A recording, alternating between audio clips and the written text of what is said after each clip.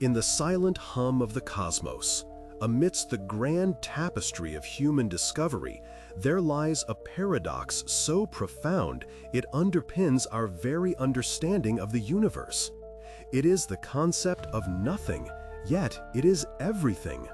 For centuries, the origin of this concept, the very foundation of modern mathematics, has been shrouded in a captivating mystery, a void in our historical understanding, as perplexing and essential as the void it represents.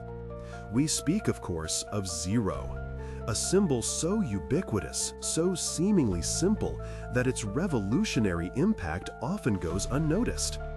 Many civilizations have laid claim to its invention, their tales echoing through the annals of time.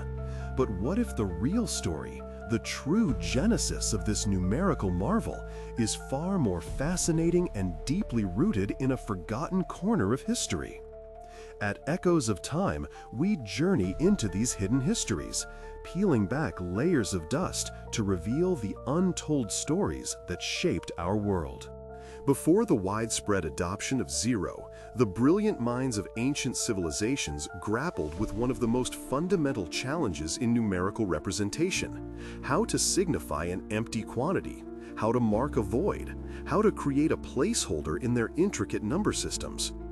Imagine the frustration, the limitations inherent in calculating without the ability to differentiate between, say, 101 and 10 and 1, if the space where zero should reside remained blank, ambiguous.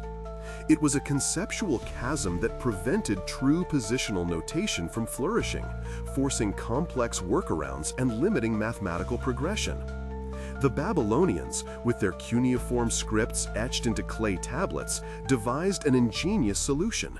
They utilized a spatial placeholder, leaving a distinct gap between their numerical symbols to indicate an absence. An innovative approach, certainly, but one that lacked the definitive clarity and operational power of a true zero. Imagine their tablets, where the mere absence of a mark carried immense weight, demanding careful interpretation and leaving room for ambiguity. It was a whisper of nothing rather than a clear pronouncement. Even the Mayans, architects of an astonishingly advanced civilization in Mesoamerica, developed their own symbol for zero. A shell-like glyph, imbued with cultural and cosmological significance, played a crucial role in their sophisticated calendrical calculations. Their intricate long-count calendar, a testament to their astronomical prowess, relied on this zero to mark the completion of cycles, to denote the start of new eras.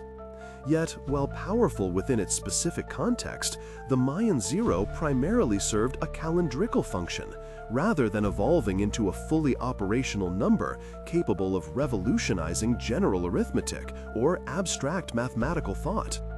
These were crucial steps, intellectual waypoints on the long human journey towards understanding the void, but they were not the final destination. It was in another corner of the ancient world, thriving with an unparalleled intellectual curiosity and a relentless pursuit of astronomical advancements, that zero truly began to find its definitive form and function. Our journey takes us to ancient India, a land where mathematics, philosophy, and cosmology intertwined, fostering an environment ripe for such a profound conceptual leap. Here, amidst the bustling centers of learning and the quiet contemplation of scholars, the elusive concept of nothing began to crystallize into a tangible, powerful symbol. The most compelling evidence, a whisper from the past, points to the Bakhshali Manuscript, an ancient Indian mathematical text discovered near the village of Bakhshali in what is now Pakistan. This fragile birch bark treasure holds one of the earliest known instances of a dot used as a zero. Carbon dating places its origins remarkably early, to the 3rd or 4th century CE, pushing back the established timeline for zero's full development significantly. Imagine the excitement, the thrill of discovery, as scholars meticulously analyzed these ancient scripts, identifying this unassuming dot, pregnant with revolutionary potential. It wasn't just a placeholder, it was the birth of a new era in mathematics. This pivotal development, The seemingly simple act of representing nothing with a distinct symbol allowed for the flourishing of sophisticated positional notation. Suddenly, the value of a digit was determined not just by its face value, but by its position within a number. This might seem obvious to us today, but its impact was nothing short of revolutionary. It transformed arithmetic, making complex calculations manageable and accessible, paving the way for the development of algorithms. It laid the fundamental groundwork for calculus, enabling the understanding of rates of change and accumulation. It provided the essential tools for advanced algebra, allowing for the manipulation of unknowns and the solution of intricate equations. Without zero, the very bedrock of modern scientific and technological advancement would have remained inaccessible, a distant, unattainable dream. Yet the precise journey of zero from a mere placeholder, a simple dot, to a fully recognized number, capable of being operated on, multiplied by, divided by, added to, remains a subject of intense academic debate. The path of intellectual discovery is rarely a straight line, and the story of zero is no exception. Scholars, like tireless detectives, sift through archaeological discoveries and linguistic evidence, piecing together fragments of a millennial-old puzzle. One school of thought, elegant in its simplicity, argues that while the symbol for zero might have definitively evolved in ancient India, the conceptual seeds, the underlying idea of an empty quantity, were possibly sown earlier or influenced by interactions with other cultures. Perhaps, they suggest, the brilliant minds of India drew inspiration from existing placeholder concepts, refining and expanding upon them, giving them a robustness and utility previously unseen. This perspective emphasizes the interconnectedness of ancient intellectual traditions, suggesting a subtle cross-pollination of ideas across geographical boundaries, a slow and steady evolution of a powerful concept.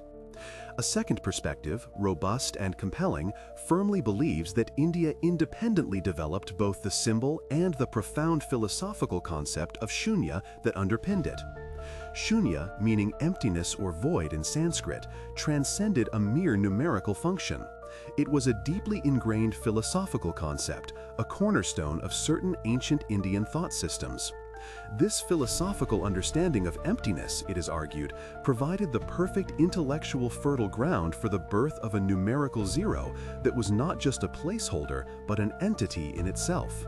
This fully formed concept and its symbolic representation, born from India's unique intellectual environment, later spread its transformative influence.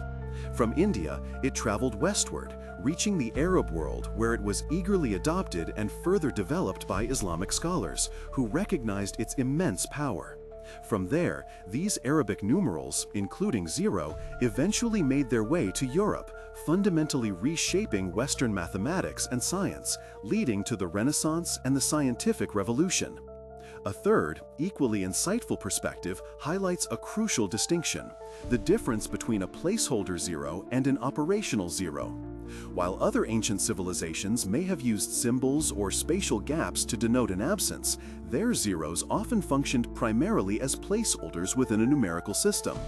They allowed for positional notation, but rarely behaved as a number in its own right, a quantity that could be added to, subtracted from, multiplied by, or divided by. This distinction, this third view asserts, is where India's contribution was truly unique and transformative. Ancient Indian mathematicians integrated both aspects, conceiving of zero not just as a marker of an empty position, but as an actual number capable of interacting within mathematical operations. This fusion, this leap from a mere symbol to an operational entity, transformed mathematics forever, unlocking its full potential and paving the way for the complex calculations and abstract theories that define our modern world.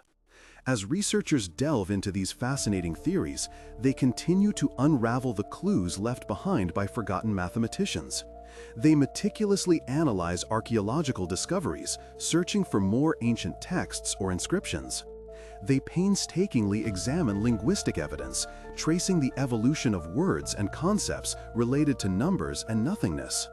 Each fragment, each deciphered symbol, brings us closer to painting a complete picture of Zero's birth, challenging conventional wisdom and refining our understanding of this profound intellectual achievement. Join Echoes of Time as we journey back to ancient India, not just to explore the historical facts, but to immerse ourselves in the intellectual currents that gave rise to this extraordinary innovation. We explore the profound implications of this seemingly simple digit, discovering why it is, perhaps, humanity's most profound intellectual achievement. From its humble beginnings as a dot in a manuscript to its central role in modern computing and astrophysics, the story of Zero is the story of human ingenuity, curiosity, and the relentless quest to understand the world around us. So, as you ponder the vastness of space or the complexities of a computer chip, consider the silent power of nothing, and ask yourself, what other profound discoveries lie hidden beneath the dust of centuries, waiting for us to uncover their echoes in time?